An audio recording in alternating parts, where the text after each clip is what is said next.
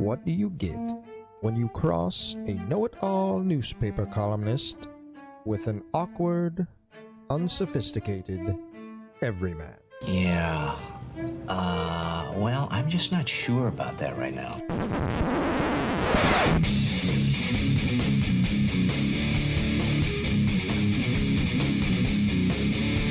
Welcome to Couch and the Roo.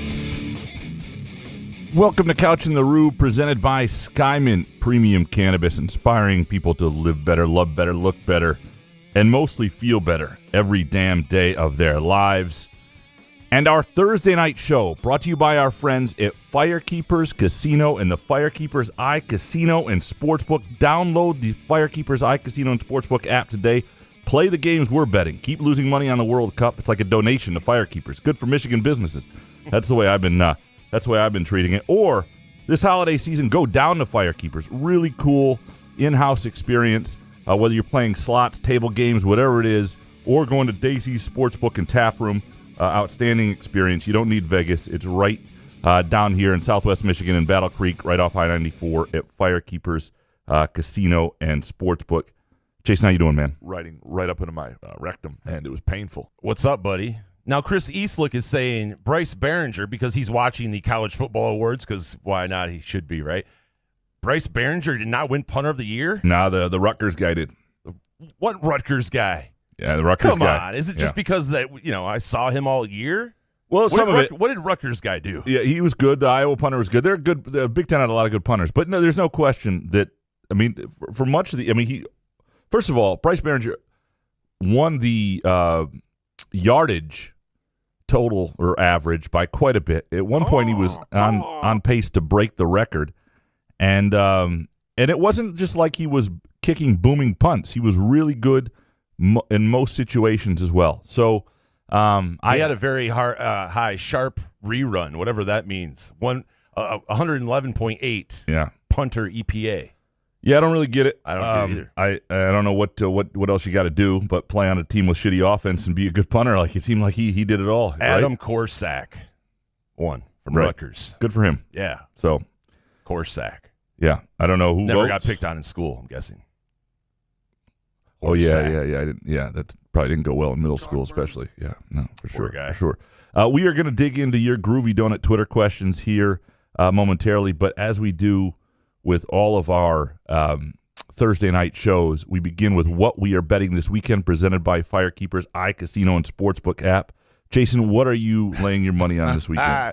Usually you remind me before the show. You didn't today. I didn't. Sorry. So go first. Okay, I will go first. Yeah, apologies. Well, I got to make up for some things because, of course, I have Iowa State, and while we're doing this, Iowa State's down 20 at the half. It's one of those things where Iowa playing without its best player, without Chris Murray, is just can't miss, right? That's what happens. And, college basketball and the home crowd takes over and whatever. It's at Iowa against Iowa State, and I had Iowa State +3. It's going horribly. So that means I need the Netherlands tomorrow at 2 o'clock against Argentina, +253 on the money line. That's where I'm at. I think this is a pretty even matchup. Argentina's missing one key guy. Argentina's missing one key guy. I think the money here, when you look at some of the underlying metrics and stats, the money is on Argentina because of of Messi and sort of the hope that he'll win a World Cup. And I don't think they're better than the Netherlands. I don't.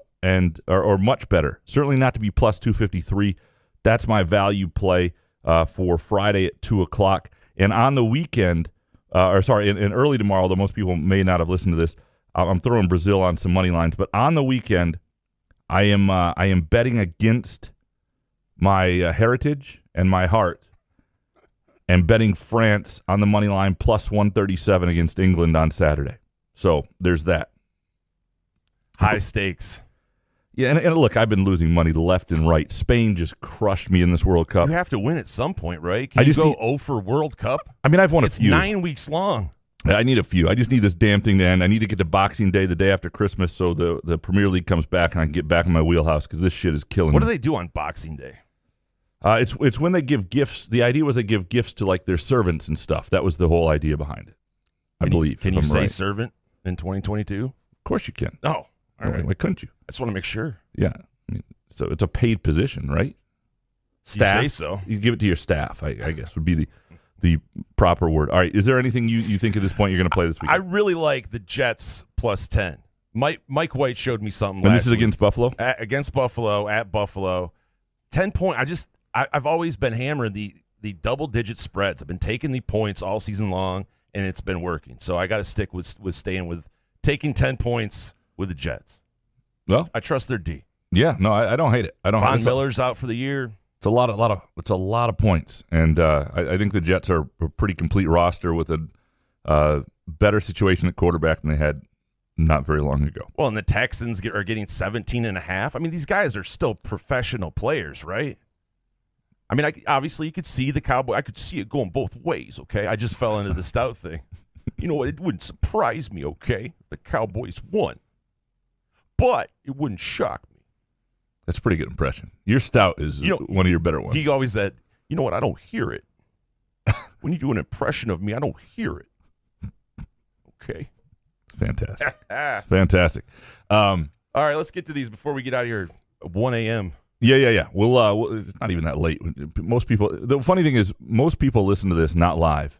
They have no idea what I just time like to they're listening complain. this. I know. It's good. It's fun. It's good. All right, let's dig into these Groovy Donut Twitter questions. All right, Eric Schultz up first. Should I be excited that this team has some dogs on it? Frustrated by the fact that if they had a big man who wasn't lost on every defensive and offensive possession, they'd be a Final Four contender. He's talking about the MSU basketball team. I usually add that in there for people. What's up with Maddie, man? He's not been good lately. It was a tough matchup. He got in a little bit of foul trouble, and Penn State is a team that plays. They play one big guy who's a young guy, freshman himself, but they play a lot of guards. It's an offense that, when done right, can lose you, and Maddie gets lost, especially without Malik Hall. Malik Hall needs to come back. If they had a really good big man, I would like to say that they'd be in better shape. But Iowa State tonight has been complete ass, and they have the big guy that everybody wants. They're down 20 to Iowa at halftime. So who knows what's what? You can get that guy and be down fucking 20 at halftime. Sorry, gambling related. We're dropping MFers now? But no, I do think that you should be heartened by what you saw at Penn State. Like, that was a response game. That was a game where it started off bad. It did, but you're playing a team that was treating that as a huge game. And there was a quote from Micah Shrewsbury, the Penn State coach, that I didn't use in any of my columns, where he just said, to tell you how big a game it was, he goes, we get one shot at Michigan State every year, one shot, and we weren't quite ready for the moment. Like that, they view this. Michigan State's brand does not help them in games sometimes. They walk into places, and it's for teams like Penn State and Northwestern and Notre Dame, it is a massive marquee opponent walking onto their home floor or a shot they're getting. But I thought, what you saw from A.J. Hoggard and what you saw from Hauser and Tyson Walker, especially last night, was some real gumption. So how much do you love Micah Shrewsbury? Because basically, those coaches that are open and honest, the Mike Leaches and guys that just want to, it's easier to write stuff after the game, right? Totally. I would never miss a Penn State game because he writes half my column for me. I read it today, and I'm like, yeah, Graham's got to love that dude. Oh, he's incredible because he doesn't just give you bullshit. Like campy. And he'll tell you one of the reasons he has credibility to me, and I feature him in a column, is because when there's something a team doesn't do well, like last year, I wrote a column using him quite a bit last year because he was honest about what Michigan State didn't have. When a lot of people are like, oh, that's still Michigan State, they're gutsy, they do all this. No, he was pretty blunt about the things they didn't have on their roster last year and broke it down and how that hurt them. And so that gives him the credibility this year when he says certain things that they have, and you listen to it a little more. Next one from Eric. Graham, you've said numerous times that if all goes well, MSU could be a top 4 Big Ten team and contend for a Sweet 16. As a man who is paid for his opinions, how do you never follow that up by saying that after 2 terrible years, that's an unacceptable ceiling for this program? So the word unacceptable is a trigger word for me. I don't like it. I don't like it because it's. I remember. Good thing you told everyone. Yeah, because unacceptable is very. It's harsh, and I had a situation with a page designer when I was the outdoors editor back in 2005 in Kalamazoo, where I did something very hastily to get off to cover something else, and I was just filling in, and I thought it was fine, and nobody gave me shit for direction or anything like. And the guy called it unacceptable, and I nearly went off on him and bit his head off. You wrote about the outdoors? I was the outdoors editor. I had to put okay. together the section. Oh, okay. Yeah, and the designer wasn't. Anyway, he was a guy who was a little full of himself. Unacceptable? Yeah. Anyway, so but I don't think the last 2 years. I mean, if Michigan State gets to the point that 2 straight NCAA tournament bids, even if they were teams that were barely better than bubble teams, one was truly a bubble team, is ever to the point that that's unacceptable in that term, then I hope the whole program goes away and dies. I hope the program burns down. Like, people are so full of themselves in terms of what the program should be. I don't want the program to exist. They have not been 2 great years. There's no question about that. But I wouldn't say that they were terrible years, and I wouldn't say that that a Sweet 16, contending for a Sweet 16, should ever be an unacceptable ceiling for any individual team. I do think that if they did not have the class they had coming in, so say they were really struggling in recruiting, there would be reason for concern. But, would you like to, if you're a Michigan State fan, have there been slightly better times? Have there been better stretches? Absolutely there have.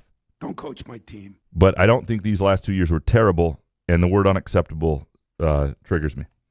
Yeah, Dominic, don't use unacceptable. Eric Schultz with this one. You mentioned Rexroad was in East Lansing a few weeks ago. If I had known that ahead of time, I would have placed the betting odds on Joe visiting the Peanut Barrel at -4,000 and bet my mortgage on it. Would I have won money? Yeah, that's a Graham 2009 bet, and you would have won money. I actually met Joe briefly at the Peanut Barrel a night that we did this show. I went there for 25 minutes and had a beer with him and Dan Kilbridge, and they were hanging out at the Peanut Barrel. So, yep. But I don't know if that was even his only visit, but he definitely was there one night when he was here. Next one from Dominic. Since Graham, who is tight-lipped as the CIA, violated bro code and doctor-patient confidentiality by revealing my DM to him on air, will he tell me what Brian Windhorst did to Joe Rexroad? No, I can't do that. I'm sorry, Dominic. I didn't realize there was a bro code on that. If I thought it was something that was off the record, I would have. Well, you said he slid into your DMs. That's not how you say it. Yeah. Made it awkward. Yeah. Yeah. I'm sorry. Yeah. Apologies, Dominic. Everything else that comes in the DMs from you will be confidential. Cockburn. Next one from Dominic. Graham, piping off about Spain's lack of offense is rich. What if I told you that Spain's offensive coordinator didn't have his best day and he's been okay at times? Or, sure, the World Cup wasn't great, but how about that prolific 2014 offense? Hurts, doesn't it, Couch? All fair. All fair. And most of my angst with Spain is that Gambling related. Yeah. Totally. It's that's the difference. That's what you have to preface it with. Yeah, we all understand. It's gambling related. And my frustration tonight with Iowa State is gambling related. And the fact that Iowa football screwed me so badly. Like, Iowa basketball all of a sudden can't miss without their best player, but Iowa football can't do shit. Screw you, Iowa. Next one from Dominic. Can we please hire Gavin Haas as an intern just for the brain cramps? I thought the 34th Devontae Dobbs memento moment was bad. I almost broke my phone during the Alex Smith gate. Do better, Graham Corso. It's fair. It's also, I will say that the Rube over here is no help. I mean, I'm, you're just throwing out random names of people that aren't it. It's Alex Smith, though. Yeah, it was rough. That was bad. That's a fun bit. Jimmy up next. If we could go back in time to the MSU-Indiana game, center the ball for the final kick and win that game, which bowl game would have taken the Spartans? Which scenario is better? No bowl or the one they would have went to? Well, if they had earned a bowl, and it would have felt like they earned a bowl a little bit. No bowl. No, you think no bowl? No bowl. Okay. With 5-7, it's embarrassing. Okay. Regroup. You can't even practice with guys. I don't care about the No. If they had beaten Indiana, they would have been 6-6. It would not have been. Oh, he's saying 6-6. Right. So, there are a number. Nah. Yeah, I mean, if you look at the guaranteed rate bowl with Wisconsin, it might have been the one in Phoenix. That would have been the best one. You're playing Oklahoma State. The problem with all these teams are like losing their best players before the game anyway. but that game's out in Phoenix. The Duke's Mayo Bowl, which took Maryland, I think would have been and I think if they had beaten Indiana and then put up even the fight they did against Penn State where they didn't have enough but they got it close, whatever, I think people would have felt like the close to the season was admirable, and they would have supported a bowl game and sort of looked forward to seeing this team in a bowl game. I'm not saying it would have been helpful, though. One thing I am noticing is, this, and I think the calendar's going to change, but it is chaos right now with the transfer portal and recruiting classes. I can't even believe some coaches would even make staff changes unless you are sure you're getting rid of a guy before December 21st, because there's so much going on right now. Unless you know a guy's not helping you in recruiting and you think the guy you're bringing in might, you want to be real careful with that right now. Are you trying to tell everyone that everyone's coming back? I'm not saying that. I don't know what'll happen. Is that what you're getting to, though? I'm saying nobody will be gone before December 21st. Shit. Like, you got recruits yesterday tweeting about, like people say, oh, does Harlan Barnett belong coming back in the secondary and all this stuff? I don't know, but they got 4-star recruits thanking Harlan Barnett for the home visit yesterday. Probably don't want to do anything you know what I mean? Like, there's a lot of stuff that's going on right now, and it's a chaotic time. And I'm not sure preparing for a third-tier bowl helps. I do think if they had won that game, though, just collectively people would think differently about a bowl game, and it would have been either the Duke's Mayo Bowl in Charlotte. Probably they would have gotten chosen over Maryland, or even losing to Maryland, or the Guaranteed Rate Bowl in Phoenix. Trying to think who else might have. Man, not the Music City Bowl. It's probably one of those two games that I would guess they would be at. Next up, Mr. Benjen. Doesn't this multi-sport MSU fan freak out, which you argue is due to Michigan's football success, just mean that MSU fans will always want Michigan to lose more than they want to see the Spartans win? This is our Cosmic Fries question of the day, presented by Hopcat, which is the best damn beer bar, world famous Cosmic Fries, formerly known as Crack Fries, because, well, that was an apt name for them.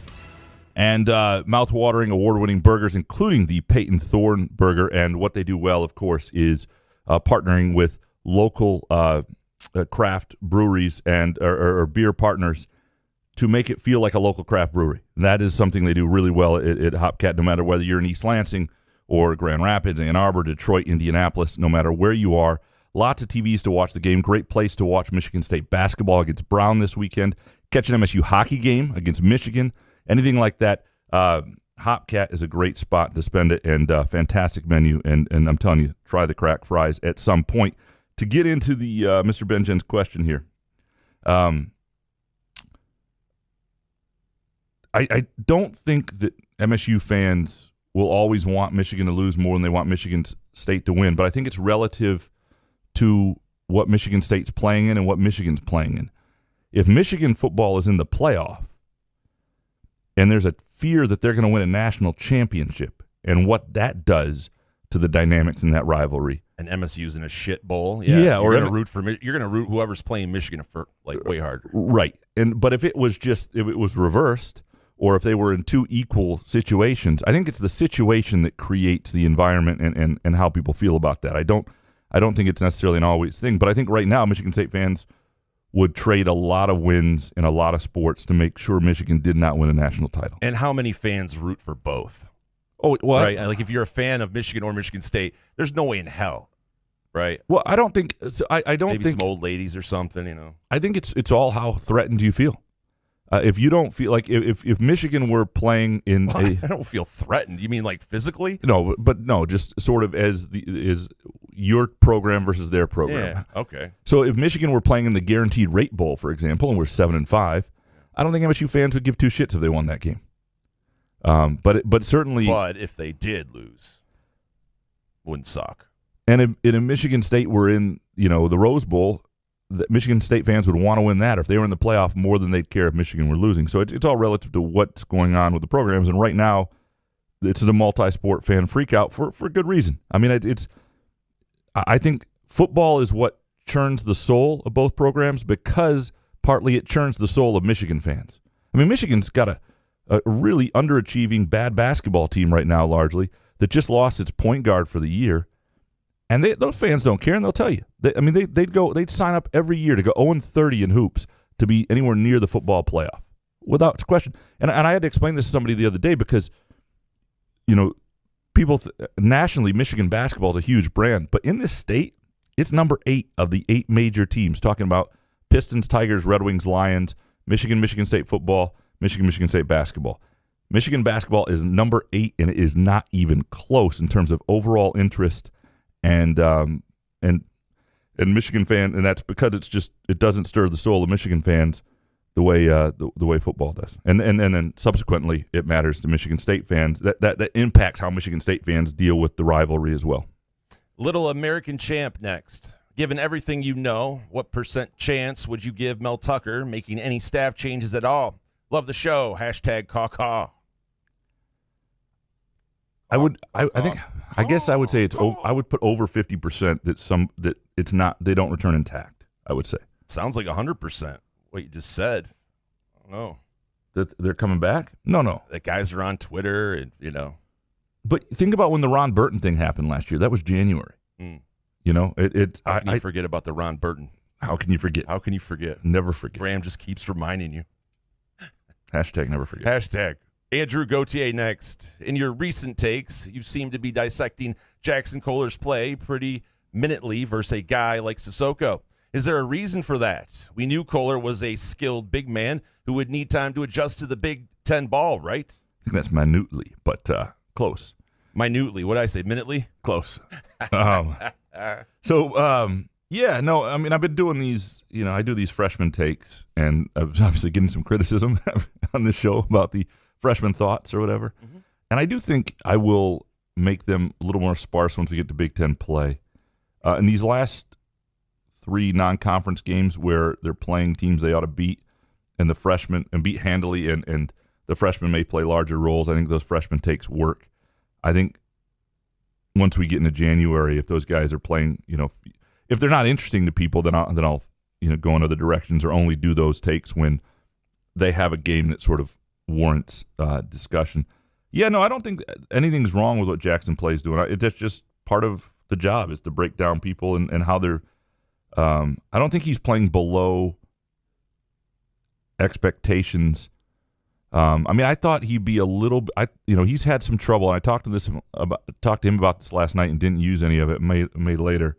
Because he was, he finally was a little bit of a presence in the post. He wasn't a force yet or anything, but he was, you saw his footwork. He made a couple buckets, but he's been leaving the ball short as if like the rim is higher than it was in the high school game.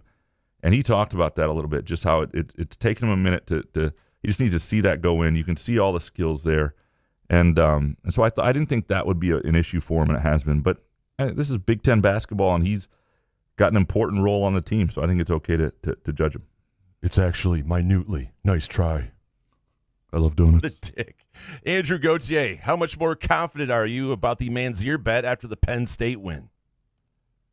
Oh, I feel a lot better. He's doing push-ups in the hotel room. I stopped doing. In fact, pre-game I was doing push-ups. Post-game I was eating donuts, and because I felt that much. Because I love donuts. That much better about the whole thing. Yeah, I mean, look, they looked even shorthanded, and I think Akins helps. They looked like an NCAA tournament team. That was a road win that's going to wind up being a quad 1 win. Penn State is just outside of that realm right now, and so hopefully I'll be able to enjoy more Groovy Donuts, fewer push-ups. And by the way, Groovy Donuts this week is featuring 2 holiday favorites: the Snowman and the White Chocolate Candy Cane Bar. Gluten-free and vegan options are available for each of these tasty pastries. And backed by popular demand, Groovy Donuts will continue to offer the Dark Chocolate Candy Cane Old Fashioned. You can visit groovydonuts.com and click the online store to place your order. And it's always good to pre-order these. You can also visit either Groovy Donuts location. That's on Lake Lansing Road in East Lansing or in Williamston. And they're open 7 a.m. to 1 p.m. Thursday through Sunday. So this week, they have the 2 holiday favorites, the Snowman and White Chocolate Candy Cane Bar, and, of course, backed by popular demand, the Dark Chocolate Candy Cane Old Fashioned at Groovy Donuts. All right, back to your Groovy Donut Twitter questions. Well, speaking of, Andrew Gauthier with this one. Graham, can you drop the Hallmark movie shtick? It really hurts your credibility in promoting soccer as a sport. beggars can't be choosers, man. Sure as shit doesn't help. You got to be genuine. You got to be true to yourself because it's not a shtick. Just when you're like, you know what, Graham isn't that big of a douche, and then you say that, and you're like, oh shit, he is. It's unbelievable. It's not a shtick. I'm true to my heart. I like some Hallmark movies. Not all. No, there are a lot of bad Hallmark movies. No, bad Netflix Meredith Christmas Baxter, movies. Bernie. And if you go down to the Lifetime stuff, it gets worse and worse. They get cheaper. The budget gets less. You always know the budget of is low in a Hallmark movie by the talent of the child actors. Even if they have bit parts, it's like they just hired somebody's relative. That's rough. You can tell. Like even in my favorite. I like how you have Yelp reviews for child actors. Why would you give a shit? Well, Snowed In Christmas, which is one of my favorites. The kid actor is only a small part, like the niece. I mean, she's freaking awful. I mean, it's just like how did they cast this? There's got to be a kid somewhere who costs like $50 who would be better than this. Tony Dombrowski could play it. Really, I would gladly sub in because the movie is fantastic. I mean, there's some unrealistic stuff with newspaper metrics, but otherwise, the movie's fantastic. Other than the child actress. Andrew, with this one, can people who complain about not enough scoring in soccer recognize that a single score in football counts as 7 points? So a 21-point game in football is equivalent to a 3-goal soccer game. It's a good point. Really, you've only scored 3 times. All right. It's fair. It's a fair point, though. If people bring up there's not enough scoring, then you really need you're unhappy in a football game that's 21-14. The only thing soccer has going for it is it's 2 hours. It's tight. The extra time thing is kind of ridiculous, but I just don't watch. I don't know. Go ahead and watch. Andrew and Jarrett have this one. Who's your new favorite to win the World Cup after the Spain debacle? And do you think the USA will make the Final Four in your lifetime? I like France. Obviously, they got to get past England this weekend, but I do like France. In my lifetime, so what do I got left? 7-8 years? So it's maybe 2 World Cups? No. I do think they'll have a run sometime, hopefully in my lifetime, where they play in a final or they're in a semi, or it feels like they have the team that can do it. Whether they actually do, it takes a lot of luck. But I do feel like at some point they made enough progress, and you can see it that we'll get there. Next one from Mark. Do you think Spain should have advanced at the World Cup since they would be favored against a bunch of the remaining teams? By the way, I didn't realize just how many World Cup ones I put high up in the show. I apologize to people who care nothing about soccer like Jason. That's all right. But there's a lot of more Michigan State hoops and football coming up. Look, I love this stuff. I could talk World Cup soccer all day, and I love that some of our listeners do too. I just know not everybody's into it. Spain should have. I mean, it drove me nuts. I mean, Morocco was fantastic defensively, but Spain has enough talent that there's zero excuse that they're not still around. Next one from Mark. Why are college sports determined by old people sitting in hotel boardrooms? It's a great question. There's a lot of shit. A lot of powers. I love when they cut to those guys. They're just sitting in chairs, and people are like, "Why aren't they writing anything down? What are you doing? Do they even get to have a beer or anything cool? You just sit there it's like a library." I would love for you to be on the college football playoff committee, just stoned out of your mind, making the case for. I couldn't hurt it anymore. Making the case for Utah or somebody like that when nobody else is there. You'd be because they won my parlay for me. Passing Skyman around the room. It would be absolutely. Loosen those guys up there. Yeah, it'd be fantastic. JD next. If MSU lands the NC State quarterback from the portal, how many quarterbacks on the current roster transfer out? Yeah, how many years does he have left? Hold on, give me some Hoff real quick. Off. Feliz Navidad. Peacock. Feliz Navidad. Free Ubers. Feliz Navidad. Prospero año y felicidad. Woo! Feliz Navidad. Feliz Navidad. Feliz Navidad. Prospero. Okay, so he's got 1 year. I mean, certainly if he came in you're probably losing a couple. I don't know that you lose Caton Hauser's only going to be a sophomore next year. But, it's Devin Leary's the name, by the way. And I don't know where I don't know what his decision making process is or where he is. And I don't know that Michigan State. Again, I don't think Michigan State's looking in the portal for a quarterback. And as I say that, they'll probably get one tomorrow because I do think they like Hauser, and I do think they like their quarterback room, and I do think how you manage a quarterback room is really important in building a college football team. It's harder to do than it used to be because guys don't have to sit out. So I would be surprised if they added a quarterback. JD next. Was letting Ron Burton go the right move? Rush defense fell considerably this year, but could be just depth related.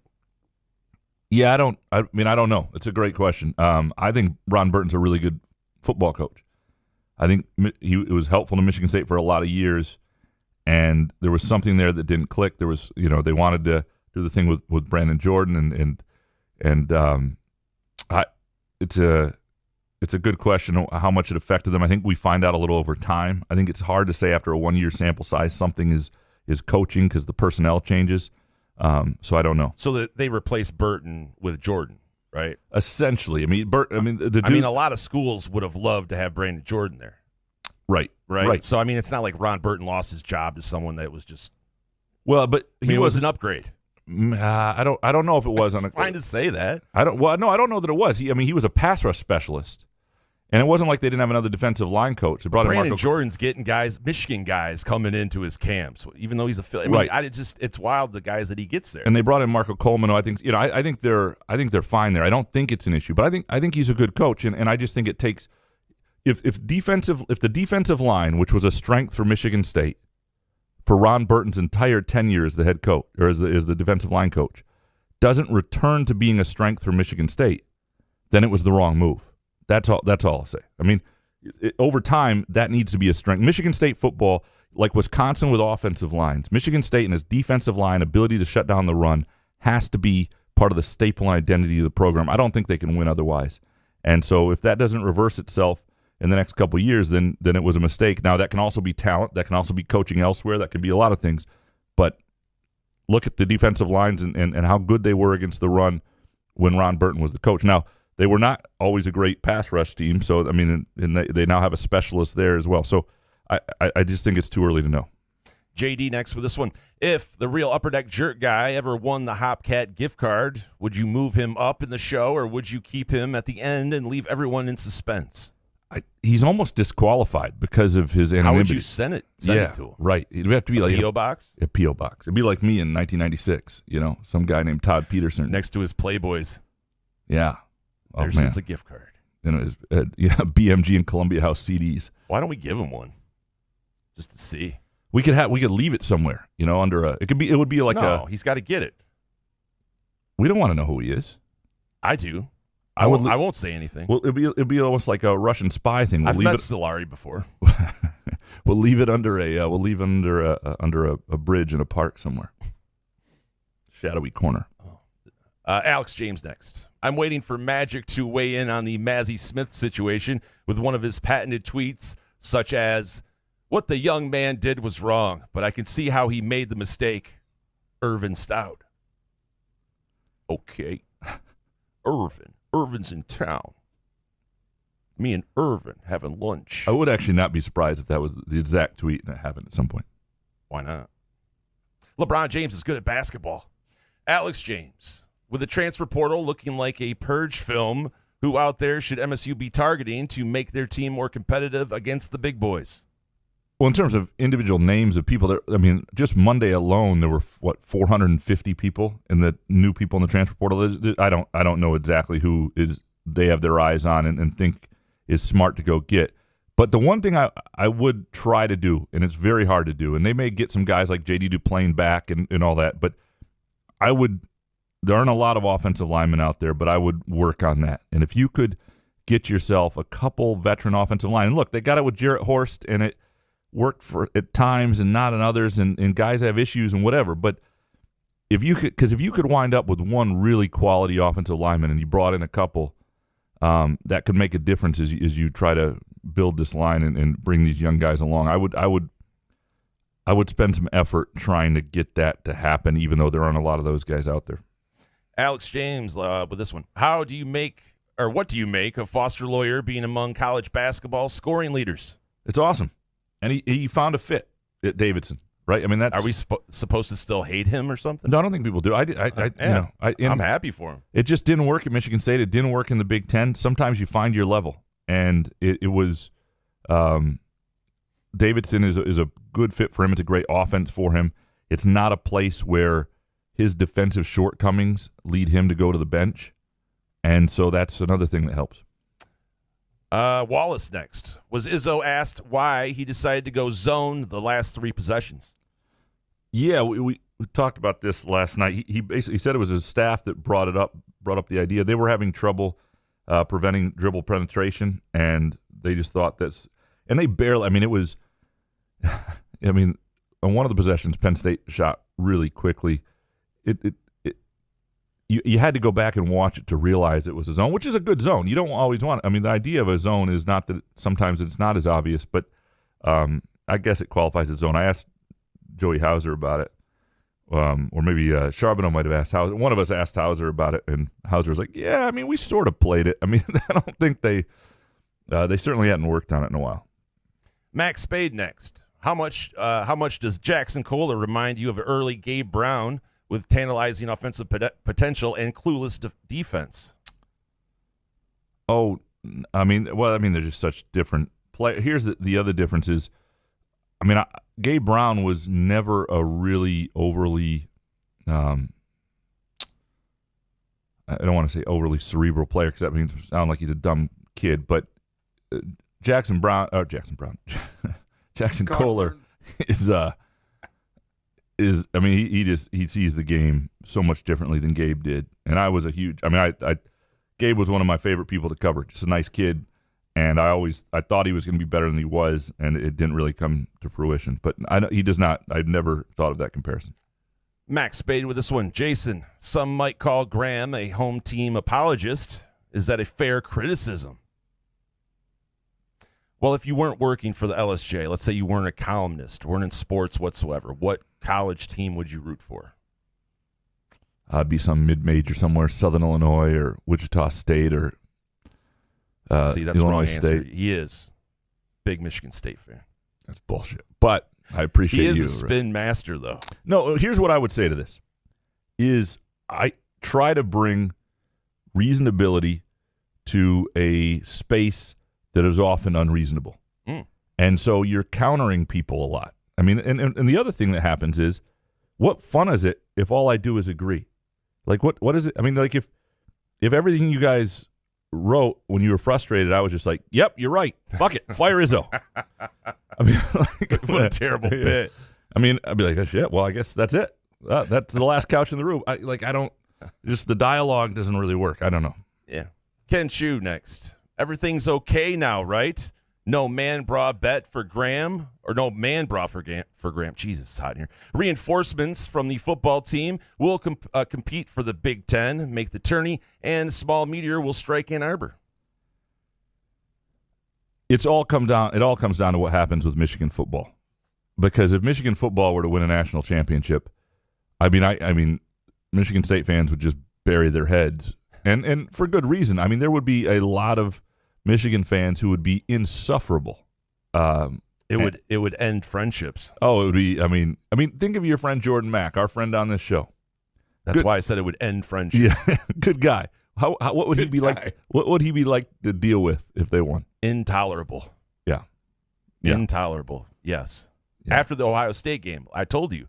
I said, hey, man, you know what? That was a hell of a game by Michigan. Harbaugh had a game plan. Congrats. And he just shows me his money line bet for Michigan. And, whatever. I get it. But I'll say this. They win a championship. It's, oh, my God. Just in case it happens, and when those games are coming up and when you're watching them, and if they're probably going to beat TCU, and you're going to be nervous if you're a Michigan State fan about that championship game, Skymint is the way to go. Like, stock up. This week, featured deals through the 12th of December. With Skymint Reserve, they got buy two, get one free, all sorts of mix and match on edibles and eights and pre-rolls.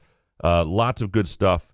Go to skymint.com for location information, and you can get these specials emailed right to you. They'll deliver Skymint to you, or Skymint will deliver to you in most communities around the state. Again, go to skymint.com, see if you are one of those communities, or just swing by any location.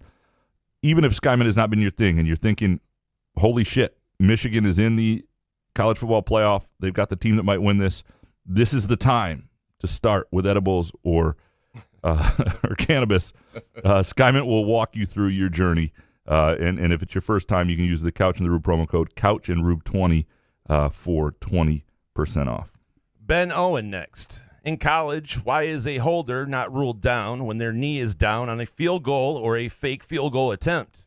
Especially on a fake, they literally stand up or lateral a ball while they are down. I had never thought about this until I saw it. It's a good question. I need to see video. Let's see a fake. Well, hold on. So what he's saying is, why are they not down when their knee is down on a field goal? Like, in other words, you snap the ball to them, and when they catch it, their knee is down. Like any other player would be down in college football because their knee is down. Yeah, but it's a field goal formation. I guess that's that's a rule during a field goal. Yeah, it's very specific to that formation. But it is a good question and one that. But what I'm saying with a fake, maybe the knee is up by the time he catches the ball. I don't know. I don't think it is, but that's a good question. It's a really good question. I don't think it is. Graham watched every fake field goal. But it would be funny if like the next time a running back slipped and their knee was down, he just I was just going to hold it and this guy was going to come and kick it. We were going to do a on the fly field goal. I don't know if that would be hilarious. Yeah. Sports Guy 1919. How do you avoid eating 5,000 calories after taking an edible? Sometimes I don't. It's the Beatus for me. I just know how terrible I'll feel when blood sugar gets high, so that's what helps me. It is, but if I didn't have the Beatus, it would be 600-pound life. I think about how I'll feel in the morning. That's what I try to do, because when I make great decisions after 7 p.m. diet-wise, I feel fantastic when the day begins, and the whole day is just better. Yes. So that's what I try to remind myself is don't eat after 9.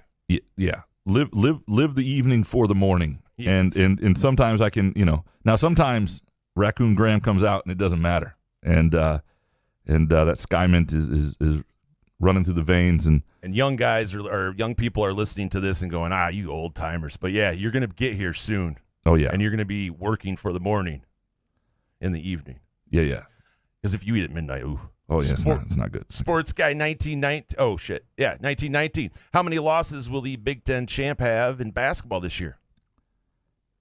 It's a good question. I can't tell. Like, Purdue at times looks almost dominant, and Illinois at times. Is everyone 6-2? No, I don't think so. Hold on. Let me pull up the Big Ten standings. 1 second.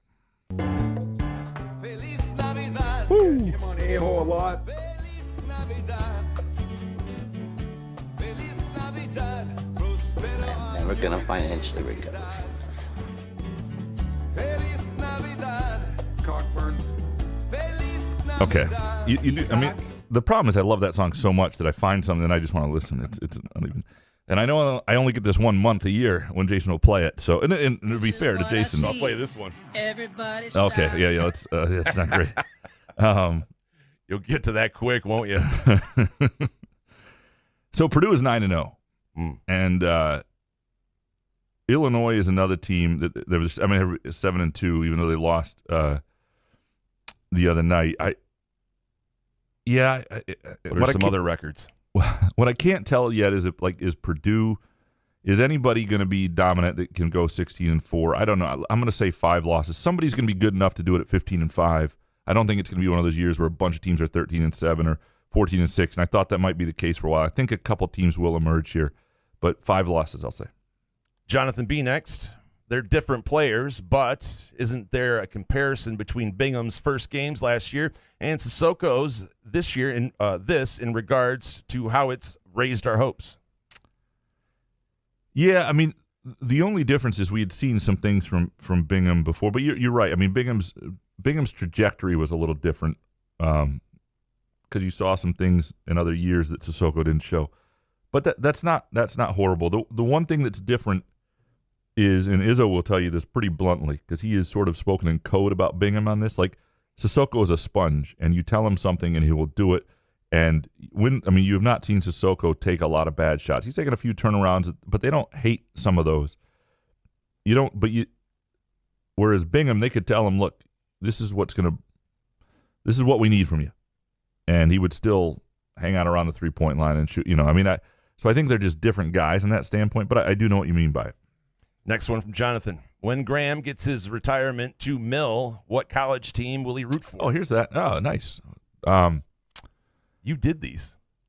That's right. Why are you surprised by what's next? Sometimes I forget. It would be a mid-major. I'd want to suffer, and I'd want to go someplace where the tickets were cheap and I had great seats. I love mid-major hoops. It would be a mid-major somewhere where a town cared about it. Like a Bloomington, Illinois State, Missouri Valley type school, where there was kind of a big school feel, but still a mid-major. Is everything a vacation pamphlet with you? I mean, you set the scene of all of pretty what much. you see on a vacation. Yeah. Jesus. Plus, if I've only got $2 million to retire and I'm not going to make income again, I got to live someplace like Terre Haute or someplace like that where I can actually afford to live. Just gamble. $100 That'll bucks. help. $100 a day. That'll help. Matt Boone next. If Graham could get any tattoo, what would it be? Same for Jason. If you got another, what would the next one be? Yeah, I mean, caw on the back. I don't know. I don't know what. I just That's what you can get instead of the man's ear. man's ear. Caw. Yeah. If you get caw tattooed on your body somewhere, Yeah. you can get out of it. I don't. Yeah. Unless the listeners say otherwise. I think that's a good out. Yeah. I've thought about this at times, and because I don't think I'll ever get a tattoo. Well played. I don't know what it would be, but it would probably. At one point in my Involving life, food. no, but at one point in my life, I thought it would be something fake to give me street cred on a basketball court. So, like, if I had like on my upper arm, like a picture of it looked like a friend, it said R.I.P., but the friend, would be a fake thing, and look How like. would that make you badass? You just have a friend that died. You Yeah, need to get but like there- a teardrop tattoo. Well, no, but there'd be like a basketball in there, like we were ballers at one point, and something went wrong. I don't know. It What would be. that show anyone? I don't know, but that's that would probably be where I would do it. It would be a fake R.I.P. tattoo. I could see for you something. rolling up your sleeve, before you get on the court. What would be your next tattoo? Oh, I need to get my Johnny Cash. I have a Johnny Cash tattoo that's needed to be Touched up? redone and all that stuff. So I want to get that done at some point. But I got most of my tattoos in 2010 and 2011 when everything was crazy. So I haven't really wanted to get a tattoo again. I got one with my sisters, but I don't know. Chris Fletcher next. Is this the best screening team Izzo has had, or is it more that the officials aren't emphasizing moving screens as much this year? It doesn't seem like there's been as many called, at least in MSU games, and I don't know if that's anywhere else. And sometimes that's the guards. Like, in fact, two of the moving screens I can think of this year were mistakes by Michigan State guards not giving, Don't coach my team. not giving the player time to set the screen. And I do think Sissoko is really good at it. I mean, that's the one thing he does at a high Big Ten level already. The other stuff is hit and miss, and he's had some moments, but I think the screening stuff is there. Chris, with this one, with turnovers at a reasonably low 11 per game, considering recent years, is the attention to detail just that much better now? It's just guys growing up. I mean, you still get some dumb turnovers from A.J. Hogard, but this is what happens when guards get older, and when you don't have to play young guards tons of minutes. Like Trey Holloman is in a great role for him right now.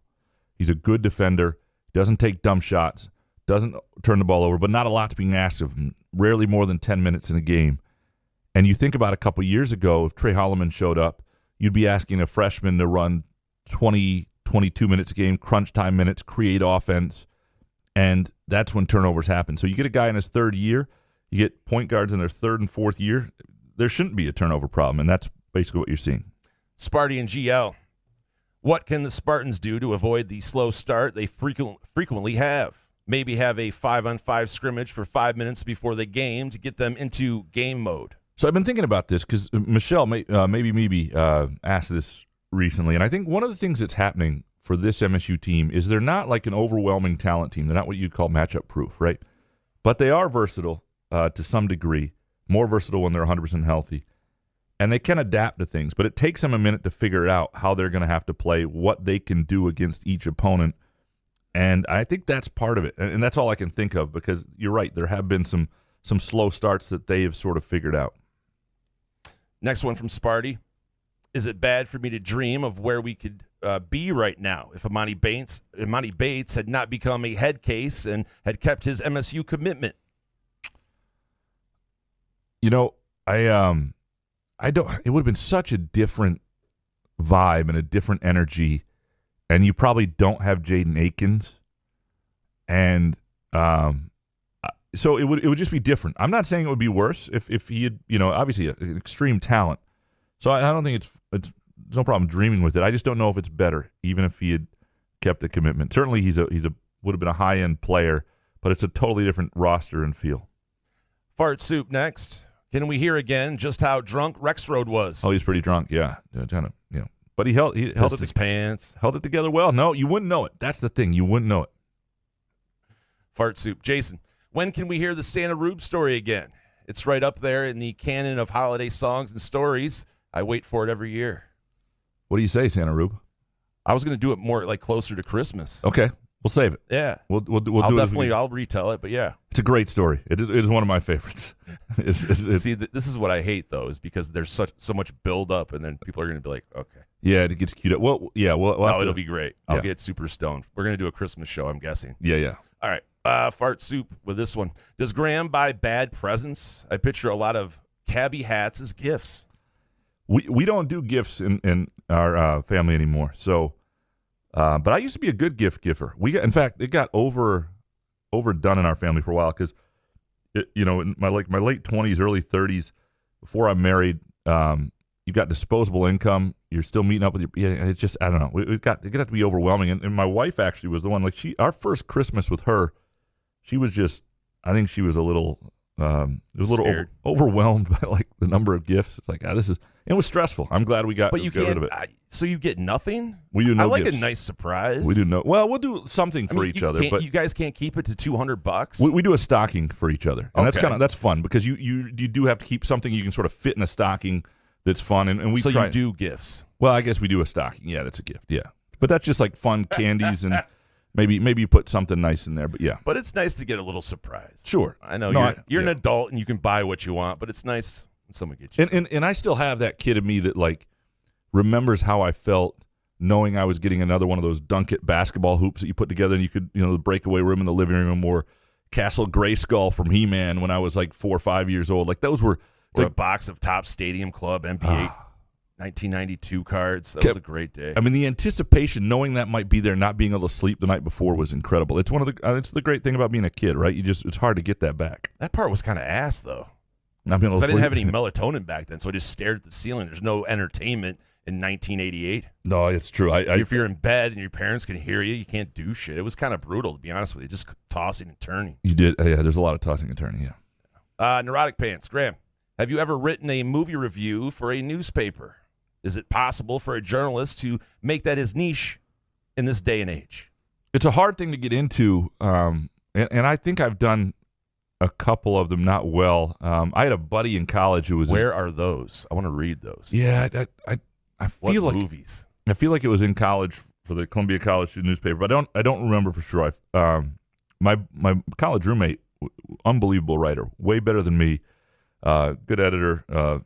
Writes films and does things like that. He was a great movie reviewer, and what I loved about him was he understood different people have different taste, and so he didn't just because he didn't love something, he was really good at explaining who would like something, and he was also good at writing reviews without giving everything away. Have you ever not gone to a movie after reading a movie review? Something that you saw a preview for, you said, "Oh, I'm interested," waited for the movie review, and you said no to it. I will. Never happened to me. Yeah, I don't read a lot of reviews because same for music. To me I don't want, because most people don't do them well. Most people give too much away, and I like to go in fresh. There are Rotten Tomatoes. If I see something that's this got an audience score of 24, you're like, oh, I don't know, maybe I don't go see that. That's a fun game, the Rotten Tomatoes game. All right, Neurotic Pants with this one. Jason, can you do an imitation of Graham sweet talking a donut? Oh, my God, donuts. I enjoy Monica Groovy donuts. Juicy, fresh donuts. Oh, God, donuts. That was borderline disgusting. Other people use this mic. I'm sorry. Mojo. That was Mojo Jojo. Just one. What was your favorite moment on the pod this past year? And from Steve. Who are the 2022 Couch in the Rube Year End Award winners? The Rubies, maybe? MVP tweeter, highlights of the Couch in the Rube year, low light, my vote. The mic somehow combusting, knocking over Graham's coffee onto his laptop. Very, what? Schlemiel? Schlemazel. Very schlemazel. I think that's right. Close. We're going to do it. Yeah, that's what Is that what it's from? Laverne and Shirley? Yeah, I was thinking. Yeah. Yeah. Should we have the Rubies? By the way, underrated show, Laverne and Shirley. It was a good show. No, it wasn't. It was highly rated. It was rated properly. Okay. I liked it. I know. Not surprised. Shock me. Yeah, we should. I mean, the Rubies would be fun. MVP tweeter. Because, first of all, I mean, there's the obvious. Like, Dominic is... He makes me laugh really hard. Yeah, he's very good, and he's very consistently good. But there are a lot of you who have had your moments, and there are a lot of you that will hit sometimes that are just fantastic. So, I would. It would be an highlight of the year. That was pretty funny. See, yeah. I would need like a list to remember them. Yeah. I can't remember off the top of my head. I think the Some highlight of these shows I completely forget. I think it was this past year that there was like another prison story cropped up that I was not aware of. Like there just like were more of the. You've had a couple stories that just popped out of nowhere on a random show that were really good. That would be my highlight of the year. Yep, you just have to go back and listen to them all. Find it. Treese up next. Have you ever experienced Madame Tussauds? It's so crazy, realistic, and extra creepy when paired with Sky Mint. That should be part of it. Have you ever been to Madame Tussauds, this museum of wax figures? Yeah, I have not. I don't. Dude, yeah. We were in Nashville, and we were at a mall, which was kind of wild because it felt like a 90s vibe because people were in a mall and actually buying shit. It was absolutely crazy. But they had a Madame Tussauds thing, and I'm like, oh, what is this? Just a scam or something? They don't have it in a mall. And Teresa's like, we're going. So she goes up. It's like $25 a ticket. My sister's with me. It's like $75. Holy shit. Anyway, Sky Mint totally hitting, right? Yeah. These things, if you catch eye contact with these fucking things, it will freak you out. Sky Mint is great. And believe me, being on Sky Mint, walking into a room, I posted a video on Twitter. It was fucking wild. Like you felt like you were in, they had like a setting where Elvis and Johnny Cash and Jerry Lee Lewis were all in a room. It felt like you were in the fucking room. I highly recommend. Ozzy Osbourne, the Ozzy Osbourne one was so lifelike. Treese was fucking scared to death I go, sit next to him. And it took her like at least 10 minutes to sit next to Ozzy Osbourne. Anyway, I highly recommend it. It was fun. I'm trying to, it feels like, I mean, they have one in New York. I feel like they used to have one in London, right? They got them everywhere. Yeah, right? I do. It was just wild that it was in a mall. I never would have guessed. We just stumbled upon it. That also is a story we're telling, presented by our friends at Midtown Brewing Company. And one of the things you can do this holiday season is support local. Support places like Midtown Brewing Company with a gift card for a friend. And it's an awesome place for a date night, for a lot of things, to watch a game, to have a beer with a friend after work. And so a Midtown Brewing Company gift card will be enjoyed by a lot of people in a lot of different ways. And you can go to midtownbrewing.net to check out their menu and to learn more about them. Or you swing by 402 South Washington Avenue right here in downtown Lansing. DB next. Couch and the Rube have a system. If you want your hot take or question read before midnight, you got to be with the in crowd. With a slew of misfit following, many of which need professional help, who makes your whack pack? Think Howard Stern. So, I mean, here's the thing. Lads. Well, yeah. I mean, the king. Yeah, and there are some, and we need quality throughout the show. Like, if the first hour was, if the second hour just sucked, we wouldn't do this anymore. So I don't think, if I were writing in, I wouldn't be mad wherever and I try, put. I don't know. I do try to move people around. There's certain people that I try to put in a similar spot, in every time, and they seem to like that. But I will tell you this: it's nothing personal. Yeah. There's no way that 0%. We have that much time. And there are times I'm going through them where I think somebody's up in the show, and I grab yours early, and then the way things fall around them topic wise, I realize toward the end it was toward the bottom. It's all Jordan asked me about. He's like, "Dude, am I up high in the show?" And I'm like, "No, you're at the bottom." I'm like, with the peasants. But the whack dude, yeah, it's at the end. Isn't that where you want to be? The end? Upper Deck Jerk Guy's there. Yeah, he likes it because he just listens only to the end, though. He just listens to himself. You want to I don't think Jordan wants to sit through the whole Michigan State thing either, though. Yeah, if you want to mess with the Upper Deck Jerk guy, put him in the middle. Tim Horton. We wouldn't do that to you, by the way. Tim Horton next. Name 3 things more painful on the Sky Mint relaxed eyes than Joey Hauser handling the basketball, besides dishes and laundry. So dishes and laundry are amazing on Sky Mint. I swear to God, it makes me want to do dishes. Really? I pop 10 mgs. Yeah. And I'm like, hell yeah. I clean. I do. It is the one chore that I actually do enjoy is dishes. Now we have a dishwasher. Well, and I that's still not don't mind it. crazy. I don't enjoy. Well, but I feel useful. I feel like I'm good at it. Like mostly you have a dishwasher though. Yeah, you but even take it and you put it in a box. Well, yeah, but I clean them off a little bit, and I clean the kitchen. I'm good at that stuff. I'm not good at like folding sheets. They're always still a little bit wrinkled. I'm like, oh, I suck at this. Like, I don't know. Well, you're supposed to help each other fold those. So the question about Joey Hauser, though, I people get frustrated when he dribbles too much, and he's not I don't see the issue there as much as other people do. I'll say this: the man's been playing a lot of minutes. Had some big shots last night. 2 big free throws, 1 big post play, and had 15 freaking rebounds. I think it's just the fact that one play out of the game, he just looks like he's never played basketball before. Yeah. And that's it, right? Yeah. No, but there's no question that you're just like, Jesus. I've heard the theory that every time he takes a third dribble, there's trouble, and that's fair. Professor next. What do you want for Christmas? Well, if you could have one thing for Christmas, what do you want? Baseball cards. That's what I'm into. Yeah. It's my passion. I love it. It's my passion project. I love people that say that. Yeah. Nothing. I'm pretty easy. I'm not hard to figure out. Sky Mint. Yeah. Baseball cards, basketball cards. I have no idea what I'd want. Kareem Abdul-Jabbar, rookie card. And that's fun. Those are fun gifts. Like that's a fun hobby you have too. I don't know. I wish I had. It is fun. I love it. I wish I had a cool hobby like that. That I knew that I'd really I don't know. It is pretty cool. Yeah. And the thing is it would be something sentimental or something that was. I would like to see what you would collect. That would be interesting. Cards. Yeah, I don't know what I would. Yeah, I should give this some thought because I do need a hobby. I probably need one. Well, I mean, as I get older, I'm not going to be able to just be the wizard on the basketball court the way I've been.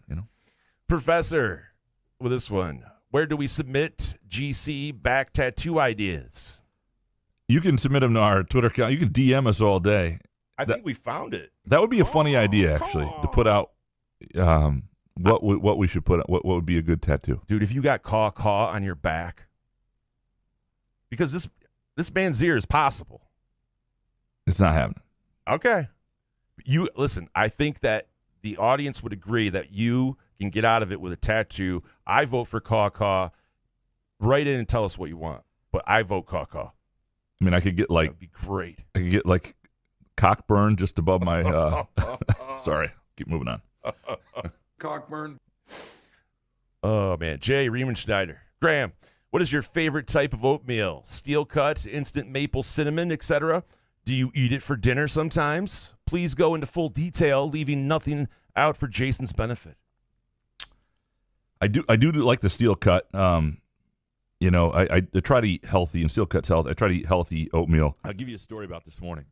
So I in part of my effort trying to eat healthy, I make oatmeal. Staple in your mouth shut? No, that would be smart. Stomach in. What a zinger. All right, we're not going to hear this. It's 3 minutes long. Thank God. Oh. No, I don't eat a lot of oatmeal anymore. I like donuts. A little. It's all about donuts. I do it at hotels once in a while, and I like a little. I like milk, steel cut with a little bit of milk, and I like milk. Jay, for this one, do you think top tier youth athletes even watch games or have pro and college team fandom loyalty anymore? I think those who didn't have aspirations of going pro still do, but not sure about high 4 and 5-star kids. Coaches have talked about this, that their players don't watch games. Even this has changed in the last 5-6 years as much as they used to. They watch YouTube clips. They watch highlights. They don't watch full games the way they used to. So we'll see if that changes and what that matters. And I do think there is more fandom of specific players than there are specific teams with young people. I don't think it's entirely gone, but back in my day, we had to watch games on a VHS tape on tape delay. But like if you're growing up as an NBA fan these days, it's much more player driven probably than I'm a Pistons sorry that fan. you have to watch that shit product. The NBA? Yeah, I don't mind the NBA. it's a shit product compared to what we watched in the 80s and 90s. I know the 90s were like, bully basketball, but it's still awesome. There's more talent right now in the NBA than there's ever been. Shit. It's amazing. It's unbelievable. The Don't NBA is ruin good. our July topic. Oh, sorry. in We'll save December. that. Fix that in post. Riemann Schneider. Graham, you said Michigan owns Big Ten football right now, but if Ohio State beat Michigan for national title, would it flip back? It's not a conference game, but it's with conference teams. I don't think it would. I mean, I think when you win those 2 in a row and the way Michigan won them, they could lose to Ohio State in a national title game, and it would sting Michigan like crazy. And it would certainly level it out again. But Ohio State can't just beat Michigan once and flip it back. Now, it can even it out, and it needs to, but it can't. It doesn't go back. Too much has been done. And so Michigan is even with Ohio State regardless of what were to happen in this playoff. Would you agree to that? Oh, totally. Yeah. Clint, one ball Bainey. It's the 2026 Rose Bowl, and you can activate 2 past Spartan running backs in their prime. Which 2 do you pick? Lorenzo White, Blake Ezor, TJ Duckett, Tico Duckett, Kenneth Walker, Jr., Clinton Jones. Bonus points if you pick the man who I was named after, Jesus, or Javon Ringer. So I'm glad this is asked now and not a year ago, because a year ago I was holding off on the Kenneth Walker stuff, like the idea that is recency bias, right? Is what you worry about. Yeah, but it's Kenneth Walker. Like to me, you have to pick 2, right? Oh, I pick 2. So it'd be Kenneth Walker and probably I got to go Blake Ezor. You go Ezor? I'd probably go TJ. You give me Kenneth Walker and TJ Duckett in the same backfield. I don't think anybody in the world is stopping them at the college level. I would take Ezor and Clinton Jones. Okay, because it's Clint's name. Next one from one ball. Will MSU's transfers coming in be an upgrade to those leaving or be a wash? We know Mel will only transfer in Power 5 transfers. Well, that's not necessarily true. I mean, the UNLV, Jacoby Windman was not a Power 5 transfer. But the key is to, and I think there's value in the lower levels because there's always a reason somebody's transferring. And so if they want to transfer, if they become a star at a lower level and they want to play at a Power 5, then that kid culturally in your program and doing all the things to get where they need to go and maximize themselves is probably a better fit than somebody who somewhere hasn't quite lived up or had some issues and left. I would argue going outside the Power 5 makes more sense. I think what's more important is, regardless of the level, is how quickly you evaluate and you get them on campus. They need it to be an upgrade. They need a good year in that portal right now to make next year's roster competitive.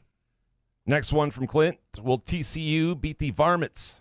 I don't think so. I don't think Michigan's not as healthy as they've been. They're not quite the team they were without Corum, and but I would. I think I would take the 7.5 though. Would you? TCU? Yeah, they've been in a lot of close games. Yeah, I don't think TCU gets steamrolled by any means, but I don't know if I'd take the. I think that line is about right. That's the problem with it. I know. Last one from Clint. Rube. Fuck, marry, kill. Rosie O'Donnell, Mama June, Mama Cass, and Courtney Love. Oh, I'd marry Courtney Love. I love Courtney Love. Jesus. I'd kill Rosie, and I'd lay down on top of Mama June. There you have it. Tyrone Couch next. How do you celebrate Christmas, Kwanzaa, Hanukkah, Festivus, whatever you do? I imagine a lot of groovy donuts in Hallmark for Graham, and I like that plan. You would not be wrong. My wife and I were your future son telling you that. My wife and I were just talking about what we were going to do, movie wise this weekend, and you guys talk about it. Like yeah, you game plan what movies? Yeah, because not all the Hallmark movies are good. Like I mean, I like Hallmark movies, but there's a lot of shitty ones, and so you want to, when there's a couple good ones, you need a hobby. You save them. I do need. I do need a hobby, but I will say, Groovy Donuts will absolutely be part of my Christmas and probably part of this weekend. And a reminder, some holiday favorites back: the Snowman and the White Chocolate Candy Cane Bar, gluten-free and vegan options, of course, available for each of these, and backed by popular demand. Groovy Donuts will have the dark chocolate candy cane old fashioned as well. Visit groovydonuts.com. Click the online store to order yours. And Groovy Donuts is open again 7 a.m., 1 p.m., Sunday through Thursday. That's on Lake Lansing Road in East Lansing and in Williamston. So do you guys write them down? Like what you're going to watch? So by the way, there's a really funny Hallmark game. I missed this to do a show. We did last Thursday's show, and I mentioned this. My wife was at a Hallmark holiday party, and if you don't think you'd like a Hallmark movie, but you want to have some fun with it, play Hallmark. You can download. I mean, you can print these off. Hallmark Christmas movie bingo, and because all the movies are similar, right? It's always small town, guy at home who works, on a farm, and girl comes home from the big city where she's an architect, and they sounds like a porn I watched earlier. Yeah, it's a lot. It's very similar to porn without the porn. But you can, and they use a lot of the same words. If this happens, you X off, and you play bingo with a lot of the phrasings and sayings and situations that happen in a lot of the different movies. It's a lot of fun. It's a lot of fun. You get a little Hallmark bingo movie night. It's a great. My man card is gone. We just live different lives. We do. It's wild. We do. Tyrone Couch. Is it wrong for me to be happy that we still have football recruiting to keep me entertained? During the Hoops game, I took my wife to Chick-fil-A, read the 24/7 recruiting updates, yearned for some couch in the Rube, then watched the last 10 minutes. I'm ready for August. No, I think there's nothing wrong with that. I mean, people Can't like talk about August in December, though. It's a killer. It's a long way off. I know. And the Lions are still going to win the Super Bowl this year. What do you need next year for, right? So there's that. Yeah. But people like what they like. And as much, as I push soccer is something I enjoy, I don't care if anybody else. I'm not, you just care what people root for. You bust their balls about rooting for that I do, actually. Yeah. Their soccer club. Well, that I have an issue with. Yeah, that's legitimate. Tyrone Couch with this one. What would Jason's stage name be if he were A, a rapper, B, a porn star, C, a stripper, D, Manti Te'o's catfish? Mine would be Papa Chango, Daddy Monkey in English, for all of the above. You're a rapper. MC Drymouth. Okay. I get Drymouth during this fucking show. Porn star. MC Drymouth. Roberto Mule. Oh, I like it. Yeah. A stripper. Nobody wants to see that. Nobody. That would catfish. be your name too. Manti Te'o's girlfriend, Millie Bobby Brown. Love it. He would fall for it. Nick Palmer next. Thoughts on Western Michigan's new coach and the direction of the football program? Yeah, I don't know. I don't know anything about this guy. He was the Louisville offensive coordinator, and my only concern is the athletic director, and what will help him is the athletic director. Dan Bartholomew, who hired Dwayne Stevens as well. It's his guy, like Dwayne Stevens would, that helps.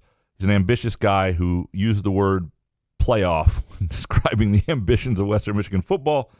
Always dangerous. And in the MAC, one of the big problems they have is ambitious administrators looking to move up with unrealistic expectations based on resources. And so I don't know.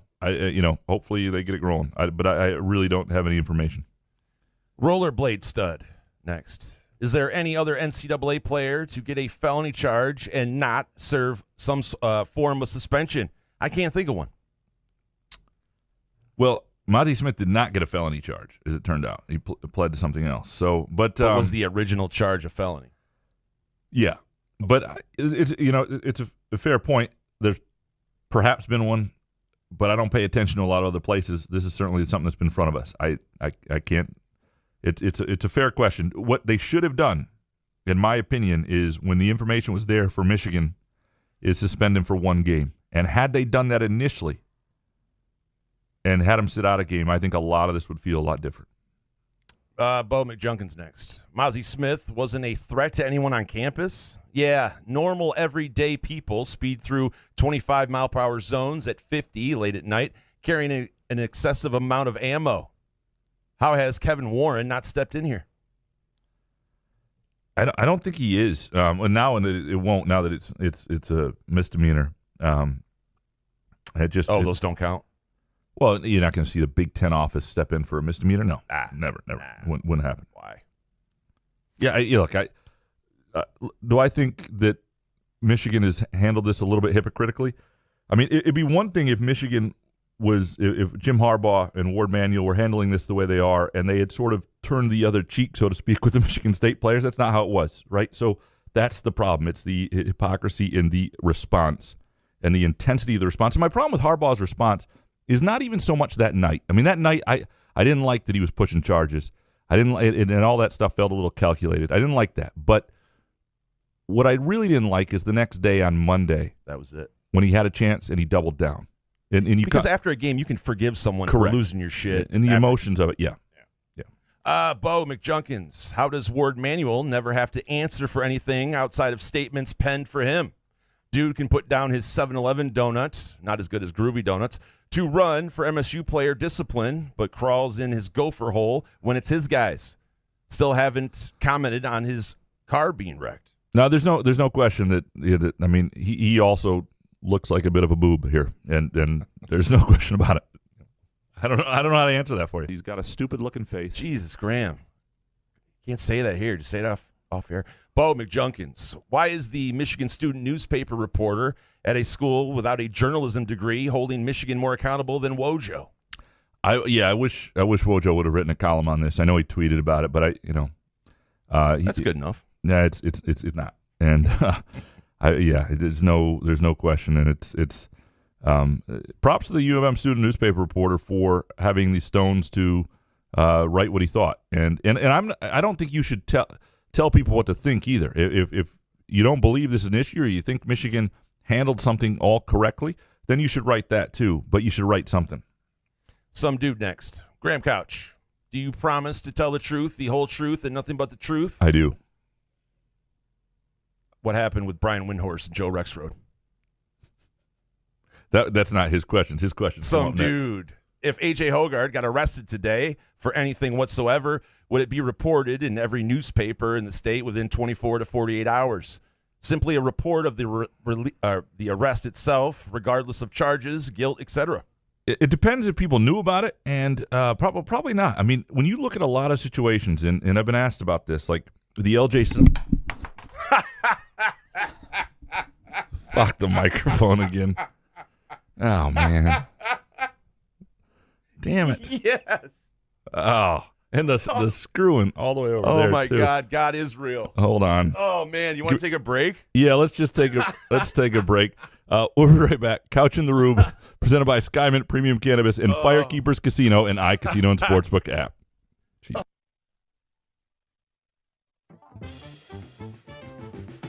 Hopcat exists at the intersection of great beer and delicious food, complemented by music, art, community, and comfort. Home to a best-in-class beer experience served by craft beer experts. Guests can expect a casual, inviting local gathering place with some of the best damn burgers and fries you'll find in Michigan. Hopcat is proud to be an official sponsor of Peyton Thorne. Show your Spartan pride by ordering the iconic Peyton Thorne burger, created by the man himself. There is no better place to watch any Michigan State game other than the 50-yard line at Spartan Stadium. Stop by any of our locations: East Lansing, Detroit, Grand Rapids, Ann Arbor, Kalamazoo, and Holland. To plan your next trip to Hopcat, visit hopcat.com. If you're looking for a relaxed vibe, great food, and an outstanding beer selection, Midtown Brewing Company in downtown Lansing is your place. Enjoy their famed chicken and waffle fries, fish and chips, or any of their delicious burgers or salads. Midtown Brewing Company also offers 40-plus beers on tap, including ciders and seasonal offerings and daily happy hour specials. The spacious and cozy vibe makes Midtown Brewing Company a perfect place for a beer with a friend, a work lunch, or to watch the games on its big screen TVs. If you'd rather eat at home, Midtown Brewing Company offers a terrific carryout menu and free delivery on orders of $20 or more. Visit MidtownBrewingCompany.net or stop by 402 South Washington in downtown Lansing for the Midtown Brewing Company experience. Ever wondered just how comfortable you can be? Find out with Muskox high-quality flannels. Muskox is a Detroit-based company that creates durable comfort that'll last a lifetime. Muskox flannels are thoughtfully designed with 100% cotton that is ethically sourced and double brushed for softness. This will be the softest flannel you'll ever buy, guaranteed. For every $100 purchase, Muskox will donate $10 to the Alaska Wildlife Conservation Center. Get comfortable this fall and winter with Muskox flannels. Learn more or order yours today at gomuskox.com. When it's your moment, that once-in-a-lifetime moment, you don't just want jewelry. You can get that anywhere. You want a memory that will go down in history, your moment. We're Medawar, crafted with exquisite style, quality, and love, so your present will be stunning every time you look at it, every time someone notices it, and they will notice. We've devoted our lives to this art, and we're proud to share it with you. The gift you want to give is here. Medawar Jewelers in Lansing, Okemos, Jackson, Portage, and Brighton. Firekeepers Online Casino and Sportsbook is the site to play. Get your Vegas on right now from your phone, tablet, or laptop. All the hottest slots and tables, plus sports betting featuring in-game wagering. Download the app at firekeeperscasino.com. Go with the name you know. Firekeepers. Terms and conditions apply. Must be 21 or older and located in Michigan. Gambling problem? Call the Michigan Problem Gambling Helpline at 1-800-270-7117. Find Couch in the Rube podcasts on Spreaker, iTunes, iHeartRadio, Spotify, YouTube, Facebook, Google Podcasts, CastBox, and the Rube's favorite, Podcast Addict.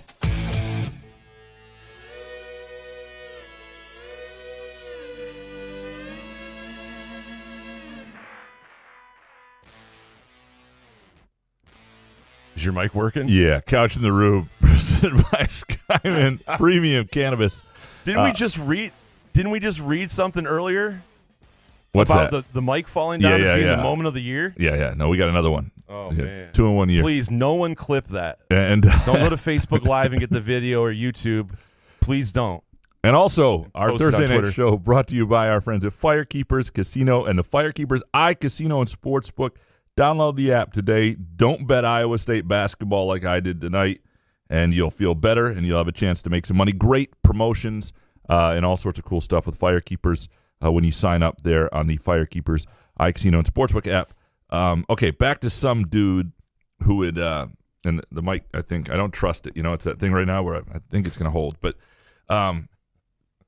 some dude said if A.J. Hogarth got arrested yesterday for anything whatsoever, would it be reported in every newspaper in the state within 24 to 48 hours, regardless of whether there were charges and other things?